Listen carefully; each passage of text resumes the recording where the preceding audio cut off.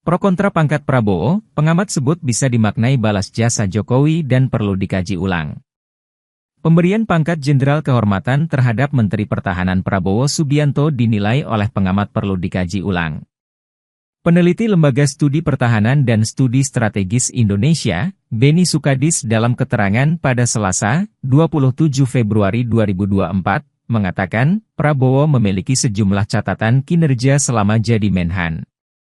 Beni berujar, berdasarkan aturan yang ada seorang anggota militer dapat diberikan kenaikan pangkat kehormatan dengan alasan jasa dan bantuannya pada kemajuan institusi militer atau pertahanan. Sementara itu Beni menilai bahwa Prabowo masih memiliki banyak pekerjaan rumah yang perlu diselesaikan, utamanya soal menjaga kedaulatan nasional. Menurut Beni, dalam situasi dan kondisi yang kini terjadi, pemberian pangkat ini dapat dimaknai sebagai hadiah dari Presiden Jokowi kepada Prabowo Subianto. Beni mengatakan, Prabowo masih dianggap bertanggung jawab atas dugaan kasus pelanggaran HAM saat penghujung Orde Baru.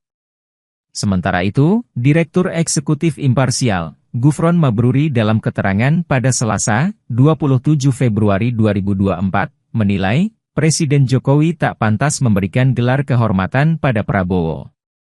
Gufron lantas mengatakan, hal ini mengingat dugaan keterlibatan Prabowo dalam pelanggaran hak asasi manusia, HAM, di masa lalu. Menurut Gufron, pemberian gelar ini merupakan langkah politis Jokowi dan bagian dari transaksi kekuasaan politik elektoral.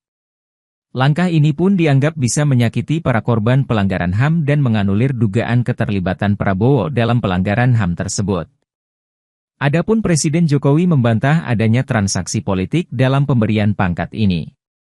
Menurutnya jika hal tersebut adalah transaksi politik, maka harusnya dilakukan sebelum pemilu 2024. Tak hanya itu, Jokowi lantas berujar bahwa pemberian gelar ini bukan hanya sekali dilakukan oleh negara.